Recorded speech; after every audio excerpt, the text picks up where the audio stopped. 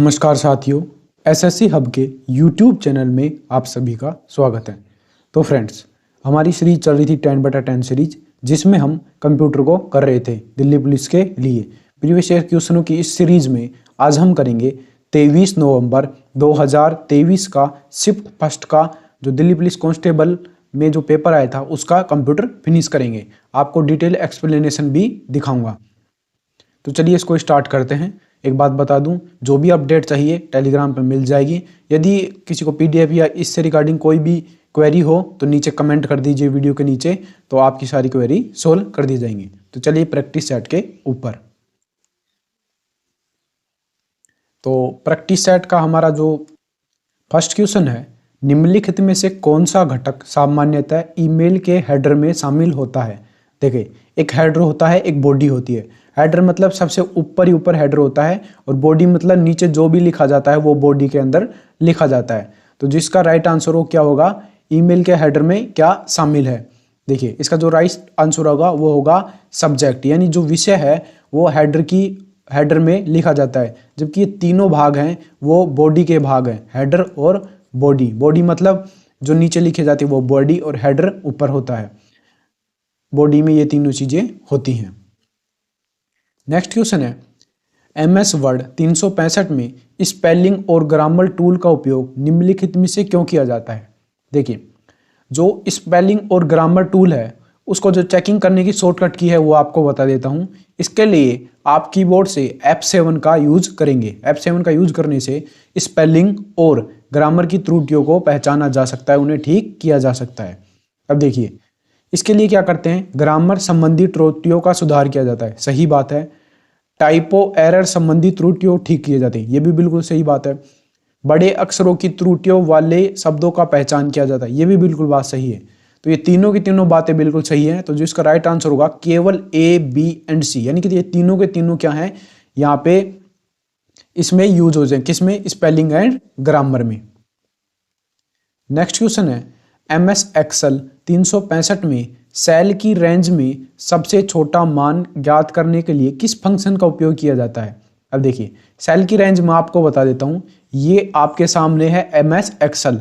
यहाँ पे title bar होता है, इसके नीचे टैब्स होती हैं, file tab, home tab, insert tab, ऐसे ये सारी टैब होती हैं। टैब के नीचे एक वर्किंग एरिया होता है। वर्किंग एरिया में आपने देखा होगा यहाँ पे टेबल बनी होती है। टेबल का मतलब सारणी। टेबल का दूसरा नाम है स्प्रेडशीट। MS एक्सेल में इसे स्प्रेडशीट बोला जाता है।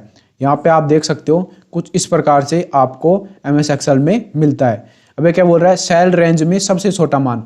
मान लो ये पहले वाली सेल है और इस आखिरी सेल तक इनमें कुछ ना कुछ लिखा हुआ है। किसी में 2, 1, 3, 5, 4, 10, 11, 12 ऐसे लिखा हुआ है।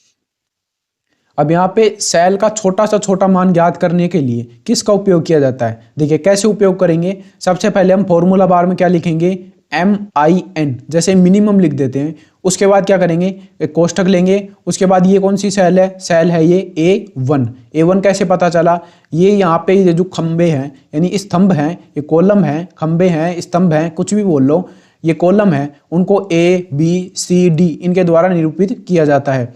E, F जैसे आगे आगे बढ़ते जाएंगे। जबकि पंक्तियों को 1, 2, 3, 4, 5 F, G, H ऐसे करके। अब यहाँ पे यहाँ से लेके यहाँ तक, यानी ये सेल कौन सी है, A1। A1 आप यहाँ से देख सकते हैं, ये है A1। जबकि ये कौन सी सेल है, H5। A1 के बाद में आपको लगाना है यहाँ पे डबल, ये जो कोलन है वो, उसके बाद क्या लगाना है आपको H5। यानी कि ये शुरू वाली पंक्ति से लेकर आखिरी वाली पंक्ति जो इस सेल में दे रखी है उसमें सबसे छोटा मान कौन सा है वो काउंट करके बता देगी। यानी कि जो 1 है यहाँ पे, ये क्या है, सबसे छोटा मान है। सबसे छोटे मान के लिए मिनिमम का उपयोग किया जाता है। जबकि यहाँ पे आप देख सकते हो ये टेबल है, इसमें एवरेज यानी औसत की गणना करने के लिए किसका उपयोग किया जाता है, एवरेज का। एवरेज आप किस सेल से लेके किस सेल तक आप यहाँ पे एवरेज ज्ञात करना चाहते हो वो यहाँ पे लिख देना, ऐसे एवरेज करके फॉर्मूला बार में ये लिखा जाता है। काउंट का मतलब क्या होता है कि ये कितनी सेल हैं, टोटल कितनी सेल हैं, यहाँ पे 1, 2, 3, 4, 5 इनको टोटल करके बता देता है। इसका फंक्शन का यूज किस में किया जाता है, टोटल सेल की गणना करने के लिए काउंट का उपयोग किया जाता है। अब देखिए ये जो सम फंक्शन है, सम फंक्शन का उपयोग किस लिए किया जाता है? सम आप यहाँ पे लिख सकते हो A1 से लेकर H5। अब सब सम फंक्शन में क्या होगा, जितनी भी सेलें हैं इनके अंदर किसी में 2 है, किसी में 1 है, किसी में 3 है, किसी में 5, ये सभी को जोड़ के आपको बता देगा कि टोटल इनका जोड़ कितना है। ये सम फंक्शन का यूज होता है। नेक्स्ट क्वेश्चन पे चलते हैं। MS वर्ड 365 में किसी शॉर्टकट कुंजी का टेक्स्ट को कट करने के लिए किसका उपयोग किया जाता है? अब यहाँ पे आप देख सकते हो ये कुछ कीज दे रखी है आपके सामने। ये जो यहाँ पे कट करने के लिए कौन सी शॉर्टकट की है, इसका राइट आंसर है Ctrl+X। इसका उपयोग किसके लिए किया जाता है? कट के लिए किया जाता है। यहाँ पे दे रखा है कि Ctrl+C, इसका उपयोग किसके लिए किया जाता है? कॉपी के लिए। जबकि ये इनको याद मत रखना, ये 2 शॉर्टकट कीज हैं, आपको काम भी नहीं आएंगी। ये 2 मोस्ट इंपोर्टेंट हैं। कट के लिए Ctrl+X का प्रयोग किया जाता है। नेक्स्ट क्वेश्चन है, माइक्रोसॉफ्ट वर्ड 365 में किसी मौजूदा डॉक्यूमेंट में किए गए परिवर्तनों को सेव करने के लिए किस ऑप्शन का प्रयोग किया जाता है? अब देखिए सेव करने के लिए किस ऑप्शन का प्रयोग किया जाता है डॉक्यूमेंट में। या आपके सामने एक डॉक्यूमेंट है, डॉक्यूमेंट मतलब माइक्रोसॉफ्ट वर्ड। यहाँ पे सबसे ऊपर टाइटल बार, यहाँ पे टैब्स होंगी, file tab, home tab, insert tab, page layout tab, reference tab, mailing tab, review tab, view tab, ये सारी की सारी टैब्स होंगी। टैब्स के नीचे यहाँ पे होता है वर्किंग एरिया, जहाँ से आप कोई किसी को लेटर, किसी को आर्टिकल या फिर आप किसी या कोई पैराग्राफ यहाँ पे टाइप कर सकते हो। अब यह क्या बोल रहा है, यदि डॉक्यूमेंट में परिवर्तन किया गया, इस पैराग्राफ में आपने कुछ भी परिवर्तन कर दिया, मान लो कोई त्रुटि थी, उस त्रुटि को सुधार के कोई परिवर्तन कर दिया और फिर आप उसे सेव करना चाह रहे हो, तो उसके लिए किस ऑप्शन का प्रयोग करेंगे? तो जो इसका राइट आंसर है उसके लिए सेव का प्रयोग करेंगे। अब दूसरा फंक्शन और मैं बता देता हूं। एक फंक्शन और होता है सेव एज। सेव एज का प्रयोग किसके लिए किया जाता है? मान लो ये जो डॉक्यूमेंट है इसकी लोकेशन कहीं दूसरी जगह सेव करना है। पहले ये डेस्कटॉप में सेव था, अब इसे डाउनलोड में सेव करना है, तो क्या करेंगे? सेव एज का प्रयोग करेंगे। दूसरा प्रयोग क्या है, यदि इस डॉक्यूमेंट का नाम बदलना है या लोकेशन बदलनी है। लोकेशन तो बदल के बता दी कि पहले डेस्कटॉप में सेव था, डेस्कटॉप में रहेगा सेव, उसके बाद हम डॉक्यूमेंट में भी सेव करना चाहते हैं, तो लोकेशन बदलने के लिए सेव एज का प्रयोग किया जाता है। दूसरा ये है कि यहाँ पे इसका नाम बदलना है। मान लो पहले ये डॉक्यूमेंट में राम या श्याम नाम से सेव था यहाँ पे, अब इसे राहुल नाम से सेव करना है इस फाइल को, तो क्या करेंगे? हम सेव एज का उपयोग करेंगे किसी दूसरे नाम से सेव करने के लिए। इससे क्या किया जाता है? लोकेशन और फाइल का नाम बदल के सेव करने के लिए सेव एज का प्रयोग किया जाता है। नेक्स्ट है MS एक्सेल 365 में निम्नलिखित में से कौन सा विकल्प डुप्लीकेट MS एक्सेल वर्कबुक को एक अलग फोल्डर में मूल वर्कबुक के समान नाम से सेव करने का सही तरीका है? देखो अभी अभी मैंने आपको बताया कि सेव एज का उपयोग किया जाता है, ये कोई भी डॉक्यूमेंट हो। मैं आपको प्रैक्टिकल करके दिखाता हूँ। ये किस में बोल रहा है? MS एक्सेल में। इसका जो राइट आंसर होगा, सेव एज डायलॉग बॉक्स के सेव इन फीड में वांछित फोल्डर में सेलेक्ट किए गए सेव बटन पर क्लिक कीजिए। अब मैं चलता हूं MS एक्सेल में, आपको प्रैक्टिकल करके दिखाऊंगा ये कैसे उपयोग किया जाता है या कैसे प्रयोग किया जाता है। ये देखिए ये एप्लीकेशन है आपके सामने MS एक्सेल। MS एक्सेल में यहाँ पे आपने देख लिया कोई भी काम किया, यहाँ पे कुछ ना कुछ लिख के ये किया। अब आप क्या करने चाहते हो? इसमें सेव एज यानी इसी फाइल को किसी दूसरी जगह सेव करना चाहते हो, तो सबसे पहले इस फाइल को करेंगे हम सेव। सेव करने के लिए 2 ऑप्शन है, Ctrl+S या फिर फाइल। फाइल पे जैसे क्लिक किया आप सेव कर लीजिए इस फाइल को किसी भी नाम से, कहीं पे भी आप यहाँ पे उसको सेव कर सकते हो। ये देखिए सबसे पहले यहाँ पे ये नाम डाल दिया और यहाँ पे कहाँ पे सेव करेंगे? सबसे पहले इसको डेस्कटॉप में सेव करेंगे। ये सेव कर लिया। अब देखिए अब इसमें हमने कुछ ना कुछ परिवर्तन किया। प्रश्न क्या बोल रहा है? कुछ परिवर्तन करने के बाद या बिना परिवर्तन किए इसी फाइल को दूसरी जगह सेव करने के लिए किसका उपयोग किया जाता है? इसके लिए हम सेव एज का उपयोग करेंगे। कैसे करेंगे? ये आपके सामने क्या है? MS एक्सेल की सीट है।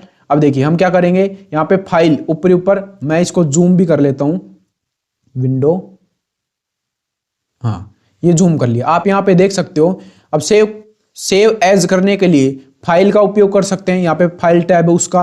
दूसरा तरीका है जो आपके सामने कीबोर्ड है उससे आप Ctrl, Shift और S दबा सकते हैं, उससे एक डायलॉग बॉक्स खुलेगा सेव एज का, उससे सेव कर सकते हैं।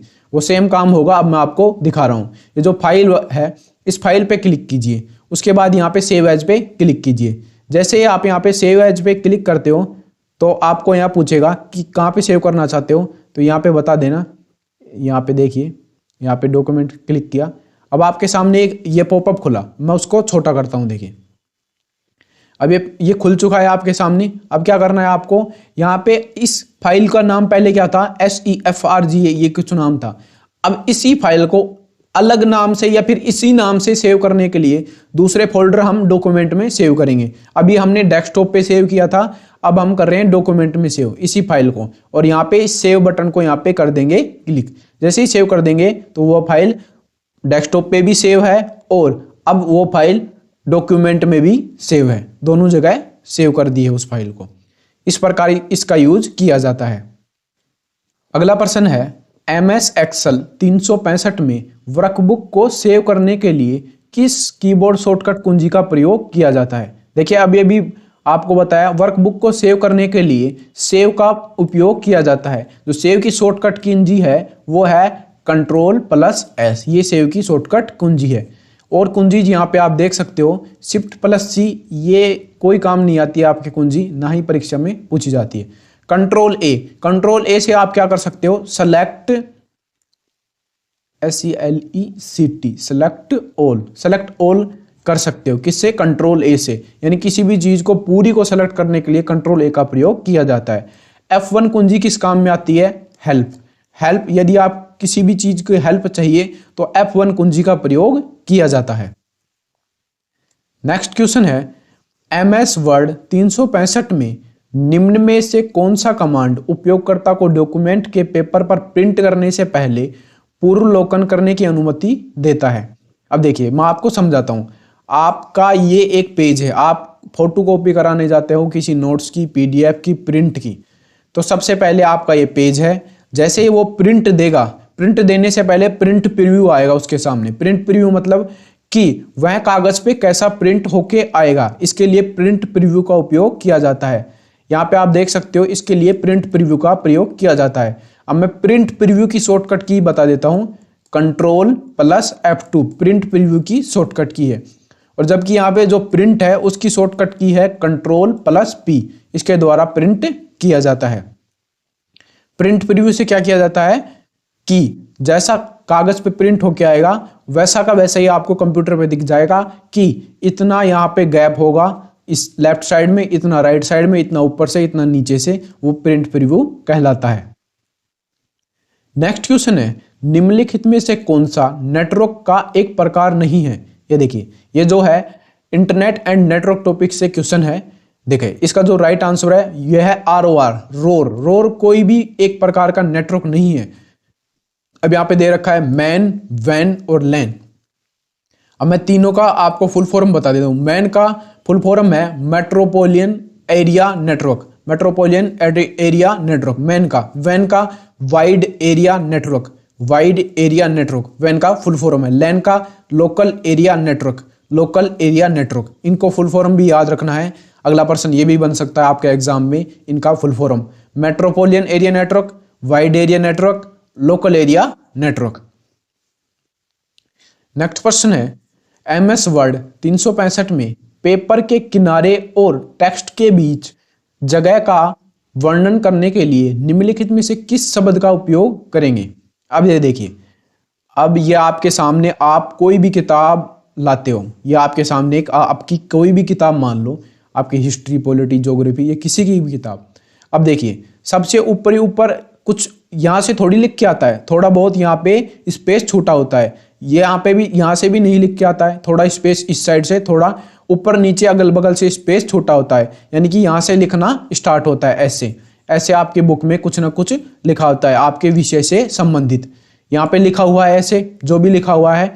अब देखिए, अब यह क्या बोला जाता है, ये जहाँ पे स्पेस छूटा हुआ है इसी स्पेस को क्या बोलेंगे, जो इसी स्पेस के बोलेंगे मार्जिन। मार्जिन किसको बोलते हैं, ये जो ऊपर नीचे छूटा हुआ है, header footer and left right में जो ये स्पेस है उसको बोलेंगे मार्जिन। ध्यान रखिएगा। अब देखिए साइज क्या होता है, यहाँ पे पेपर का साइज अलग अलग प्रकार का होता है। A4, A3, A1, ISO, B4, letter, ये सभी पेपर के साइज हैं। कॉलम, कॉलम क्या होते हैं मैंने बताया आपको, जो यहाँ पे सेल्स होती हैं, सेल मतलब ये डब्बा है, डब्बा किससे मिलकर बना होगा, यहाँ पे एक पंक्ति और यहाँ पे स्तंभ से मिलकर यहाँ पे एक सेल यानी ये डब्बा बना होगा। तो ये जो खड़े वाले होते हैं, यहाँ पे जो खड़े वाले हैं इन्हें स्तंभ या कॉलम बोला जाता है। ओरिएंटेशन, ओरिएंटेशन दो प्रकार की होती है, ध्यान रखिएगा, बार बार एग्जाम में पूछी जाती है। ओरिएंटेशन होती है पोर्ट्रेट एंड लैंडस्केप। पोर्ट्रेट का मतलब है जब भी आप फोन को देखते हो यानी फोन में रील देखते हो तो इस प्रकार खड़ा फोन देखते हो तो इसको बोलते हैं पोर्ट्रेट। ध्यान रखिएगा, जो खड़ा फोन में फोन आप रील स्क्रॉल करते हो ऐसे ऊपर की तरफ, उसे बोलते हैं पोर्ट्रेट। जबकि लैंडस्केप क्या होता है, आप जो मेरी वीडियो देख रहे हो इसको फुल स्क्रीन पे फोन को ऐसे पड़ा हुआ यानी आड़ा करके देखते हो तो इसे बोलते हैं लैंडस्केप। ये होता है लैंडस्केप, ध्यान रखिएगा। दो प्रकार के ओरिएंटेशन है, पोर्ट्रेट एंड लैंडस्केप। तो आज की कक्षा यहीं पे समाप्त होती है। यदि हमारी ये जो कक्षा है अच्छी लगती हो तो वीडियो को लाइक कीजिए, चैनल को सब्सक्राइब कीजिए। Thanks for watching video. आपका दिन शुभ हो।